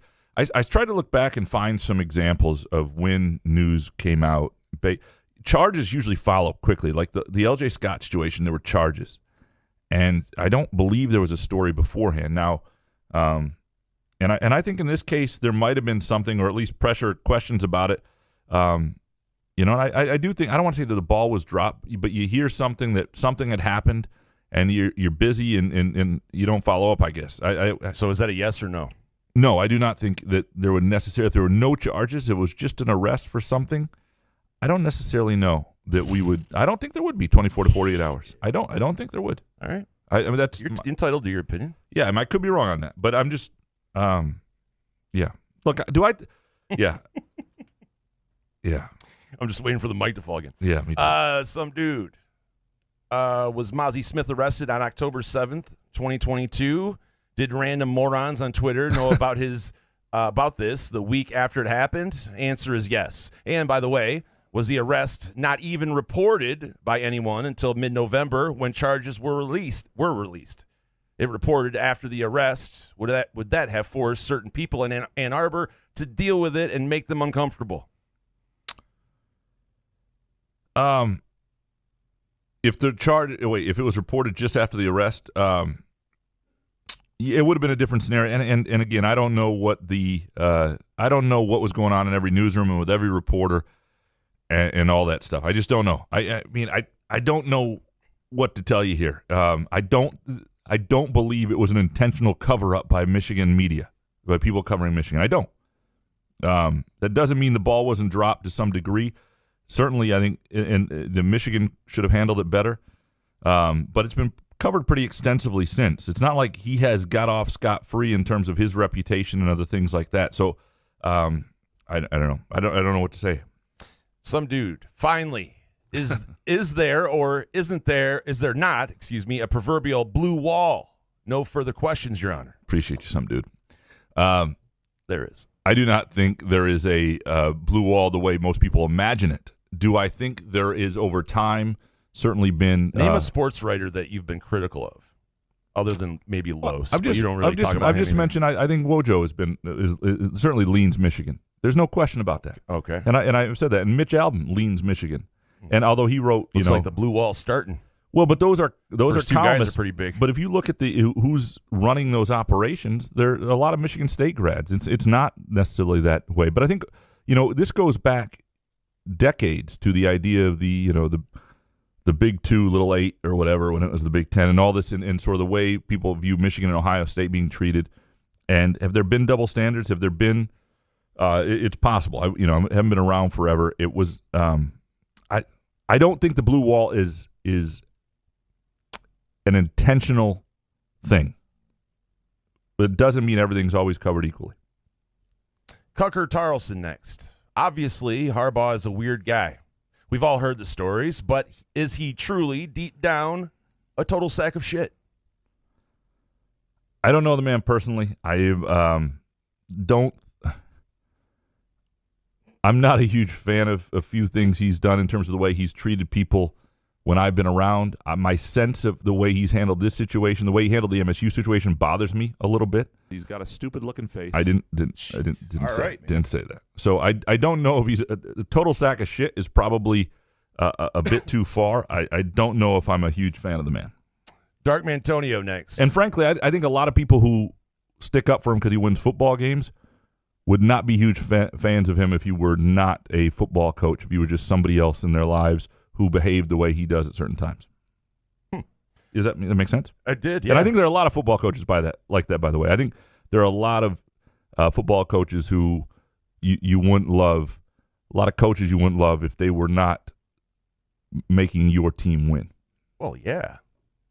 That's what people want to do, though, win, right? I mean, right, but you act like somebody's this kind, perfect person because they win for you. Like, take that out of the equation. And I guarantee you Jim Harbaugh has redeeming qualities. People are complex. So the idea that he's a total sack of shit, I think, is probably a bit much. Yeah. Next one from Dark. People on here call Harbaugh, Aiden, Ward, Jawan, Hunter, even Solari, all sorts of nasty, derogatory, demeaning names. Like total sack of shit. But I say kind of don't like the older sounding guy on the Final Four is not on the schedule, and I'm silenced. What is this, Graham? Russia? Are you a dictator? This is not a democracy, this podcast. No, I'm kidding. We put everything on here. And this ran. The reason this did not run in the hot takes, by the way, is, Darkman, you had a great second hot take. This was your third hot take last time, and I brought this up. And it would have overshadowed, like we weren't going to answer multiple ones. It would have overshadowed your second take, which was really, really good, and I wanted to get into. So sometimes we cut them, like if one is better than the others, or that sometimes happens. It was never an intentional silencing, and certainly we ran it eventually here. He's got a stupid-looking face. Jesus, man. Hans Jurgen next. I say MSU football isn't going to win until we get a running back who can break tackles or a dynamic quarterback who can make plays. Oops. This is a hot take. Wrong show. I don't think running back was a problem for them this year. I don't. I think there were some games where they weren't impressive, but I thought all of their running backs, even Broussard is no longer around, was okay late. But I think Berger and Elijah Collins were pretty good. I mean, they weren't Kenneth Walker, and they weren't Blake Corum, who's an elite running back, but they were really good. And I don't think that was the issue for them. And but there's no question that you got to have playmakers at a fairly elite level to be an elite team. But I think if Michigan State had Michigan's offensive line, which is a lot, Michigan's offensive line is arguably the best in the country. But if Michigan, and we'll find out a lot when they play Georgia too, because that defensive front will be that'll be fun to watch. But it may not be fun for people to watch, but it'll be interesting to watch, I should say. But if you put Michigan's offensive line on Michigan State this year, that offense I think would have hummed along, and Peyton Thorne would look a lot better than he did, and the running backs you'd think a lot more of, and the receivers would have had better years than they did. The whole operation would have gone pretty well. Next one from Hans Graham. Wouldn't no one care about Mozzie Smith's gun charge if Go Blow had lost to both MSU and OSU? Jason, do you believe the Blue Wall is just a media conspiracy, or is it a statewide effort at the highest levels of state government and law enforcement? I just think there's a blue wall. I don't think. Somebody I just do believe. Somebody I know and respect, described it as more a blue curtain. Like it's more like it's a little more flimsy, but there's some, you know what I mean? Like it's not really a wall. Like wall sounds like this is just straight up propaganda from.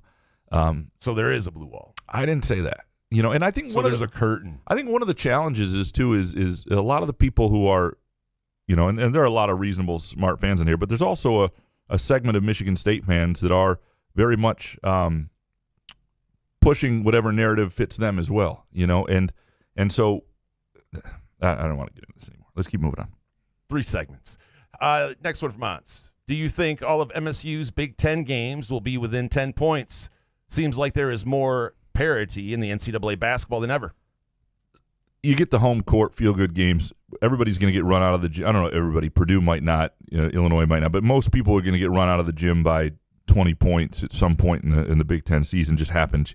You hit you come out with a rough start. Somebody's hitting threes. It's a Saturday afternoon. Their student sections is hopping. That's going to happen throughout the league, I think. We saw that last year for Michigan State at Rutgers. You hit a game, and so, but I think most of them will be really close. It's going to be one of those years, which is a nightmare for the 3 quick takes, by the way. Next one from Hans. Graham, if a Dunkin' Donuts opened in your neighborhood, would you poop in their toilet and not flush out of some bizarre loyalty to Groovy Donuts? No, I would just upper decker. I might. You know what I would do is I would go to Groovy Donuts. I would buy like 24, an assortment of 24 Groovy Donuts, and I would go outside of Dunkin' Donuts and I would offer them free as a comparison, and I would just basically put them out of business. No upper decker? All right. Jake, I'm all for college athletes having more rights, but what's your take on over 1,000 college football players in the transfer portal? Not going to lie, it's kind of ridiculous, especially with kids transferring out of programs after their very first year. Yeah, and kids are generally unhappy after the first year. I mean, I liked the idea by Matt Painter that you couldn't leave till after your sophomore year. You could leave. Anybody can leave. They should have all the rights in the world, but you'd have to sit out if you left after your freshman year. And again, sitting out is not a punishment. And a free year of college is not a punishment. A free year of all the stuff that comes in is not a punishment. And I think this is one of the great mistakes. I think part of the problem is we had all these waivers and all this. Sitting out is not a punishment. And I think, I think that was a huge mistake not to get the volleyball players should have to sit out, and they've never had to. Like everybody, if you're going to transfer and you're a scholarship athlete, and there should be exceptions for, your coach leaves, you can go, all that sort of stuff. You graduate, you can go. But I just think, it's going to be hard to keep up. I mean, rightfully so. They gave the Virginia players. They can go another year too, and that's only a few guys. Sure, it really is only a few guys because everybody still got their COVID year. So it's very few people. That's what I mean, COVID year. Yeah, and that's the other thing that'll help cycle itself out. What we basically need to happen though, and some things have to course correct themselves. We just need, I think we need 5 years of, 500 kids transferring and getting left out in the cold, and it sucks for those kids, but that's got to be the harsh reality that's learned that, and I don't know, maybe the lesson won't get learned, but maybe that eventually over time. I do think you should have to treat your players well. You should have to, people shouldn't have to be somewhere if they're miserable. But again, transferring and sitting out a year, shouldn't be, I mean, that should help you. It should help you in life. It should help you academically. It should help you in a lot of ways. The problem we have is we have a system where we've created college basketball is the minor leagues, but I'm 100% for let kids go straight to the pros out of high school. Let them play in the G League. Let them play in Europe. If you want to be in college basketball, then and you want to transfer, you sit out a year unless there are other circumstances. Next one from Jake. Thoughts on Brittany Griner finally coming back home? It's great. Obviously there's, she wasn't alone. Was Matt Millen in charge of this trade? Am I right? Yeah. The Merchant of Death. Imagine being traded for the Merchant of Death. So what does that mean? Is that Russian dude going to go back and start handing out guns to everyone now? He's Jesus. Yeah, we couldn't get a 2-for-1 for the Merchant of Death. Yeah, the Paul Whelan. We poor back. Can you imagine that? If you're that guy, you're just like, oh shit. It sucks. I think I wish I would have played basketball. They view him as a spy, which is a different level. I don't know. It's not great. It sucks, but yeah, I'm happy for Brittany Griner. I can't wait till the first interview. It's gonna be fascinating. Next one from Hawk. Does Malik Hall have any eligibility left, or is this his last year? He definitely has the COVID year. So he can. I think Malik Hall will probably play next year. He's a 6'8". Versatile guy. He's not, a likely NBA prospect. He would have to really do some things at a pretty consistent level in his game to get there, and would probably need another year to do that. I think he's likely to make a lot of money in Europe, but he's got another year, and I think the injury probably adds to the likelihood that he wants to have a healthy final year and see where that takes him. And so my guess is he's back another year. Next one from Jake. If you say that MSU isn't a hard sell for Mel Tucker as far as recruiting goes, what do you think his pitch is? Given how this past football season went. So a couple things. One, it is still. I think how you connect with kids is more important than the pitch. Like, what is Michigan State's program right now? And I also think it's you can say, if you're Mel Tucker, look, by the time you're here, if you're recruiting kids in 2020 who'll be freshmen this coming year, next year, or in 2 years, by the time you're playing, we're going to be good. You can say, and so I think there's that this is just a blip. I think there's probably, you can say that, look, these other coaches that are recruiting you, do you know how long they'll be there? I've got a 10-year contract making $9.5 million a year. I'm going to be here. I'm going to be your guy. And I think there's some benefit to that. So I think there are things he can sell. And obviously, if all you had, if what mattered most in recruiting was how many games you won the year before, it would be tough. You got to be better than that. You got to be better as a salesman. Next one from Jake. What do you think of the new work that's been done on 496 in Lansing? Like how they replaced the grass median with concrete barriers and high-rise lamps. Do you think it makes the road in the city of Lansing look better? I haven't driven down it much because the exits haven't been open. So, I need to get off exit 5 to get home. And so I went down once, and I realized I couldn't get off the exit and had to go way past and turn around. It was needed to be done. Been a long summer with it, but I'm happy they've redone 496. Looking forward to having no construction done there. Upper Deck Jerk Guy next. Is Deion just going to fill up on players from the transfer portal and win the Pac-8? Yeah, it'll be interesting to see how many how many guys he brings in, how quickly he tries to do it. Deion Sanders is I heard somebody call him on another podcast, and I forget which podcast it was, a disruptor to the system, so to speak. And you think Mel Tucker has an edge with, I think Deion Sanders will be somebody who is somebody that players are really attracted to playing for early on. And we'll see if that sticks. And if you're a Colorado fan, how great is that? Oh, it's amazing. Your team is just complete ass, and you get Deion to come in and hopefully save the day. And he may only be there 4 or 5 years, but what? By the time he leaves, if you're relevant in football again, you're fine. That's what you want. Yep. Next one from Jerk Guy. How many free agents will Tuck sign? Sorry, meant transfer portal players. Yeah, I don't. That's a good question. I think because there are some caps on things. It depends who lead. My guess is it's under 12 though. I don't think it'll be as heavy as it was the first year. Next one from Jerk Guy. Why do birds suddenly appear every time you're near? Appreciate you, Jerk Guy. Next one from the Jerk Guy. Do you know of anyone who suffers from arachibutotrophophobia? Hold on, give me some Hoff. Let's see what this is.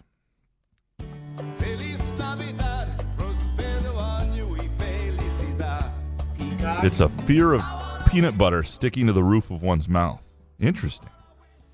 What a fear. What a phobia. How many people have that? Yeah, I've had. If it gets stuck to the top of your butt, you just freak out. Yeah, I don't know. Rain Man.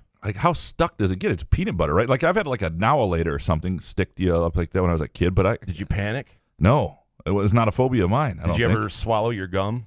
Sure. Because it would stay in your stomach for 12 years. Yeah, I heard 7 years. They told you 12? Yeah. I don't know if that's, I don't know if that's real what or Mike not. Salas told me in 3rd grade or 4th grade. Yeah, it's amazing the information. That would be a funny thing. All the dumbest shit you were told as an elementary school kid by your friends to do that segment. That's a good July topic. 3 segments. Next one from Jerk Guy. Has Jason ever had a loaded gun in his car with extra clips? No. There was 2 things early on that I knew that were never going to be in my life. Kids and guns. I respect guns. I've shot guns before. I enjoyed it back in the day, but now I have grizzly bear spray. That's what's protecting the house. Yeah, I know. I'm in the house, I'm going grizzly bear spray on you. I'm the same way. I'm not. I've shot a gun, and I still, to this day, think that I hit the target with my shot. It was not a person. It was like in a target thing out in a no shit? You didn't shoot at a person. I didn't shoot at a person. So, yeah, people shouldn't know that. Lastly, does Izzo, from the Jerk Guy, does Izzo know what what? Jesus, fuck. Upper Deck Jerk Guy. Does Izzo know what he is doing, or does a random Twitter dude know more? Oh, random Twitter knows way more than Izzo, without question. I think we've proven that. Absolutely proven over the last few years. And this is why Izzo stays off Twitter. Whatever. Has the game passed him by? The game is completely passed him by. Completely passed him by. The guy doesn't know what he's doing. Random Twitter dude. We appreciate all of you. Great Groovy Donut Twitter questions. Fantastic Order shirts, too. Oh, shit. We were supposed to... go ahead. Just say it. Yeah, I'll put it on Facebook, and I'll put it on Twitter. Couch in the Rube Christmas shirts available. I apologize. That was going to be something I was going to do. This is how today. we should promote everything. We'll go back and we'll fix it in post. It'll be up. It'll be on social media, and we'll push it out during Sunday's show. Appreciate Groovy Donuts. Appreciate Firekeepers Casino. Appreciate Skyman. Thank you, Hopcat. Good show, man. Yeah, man. Couch in the Rube.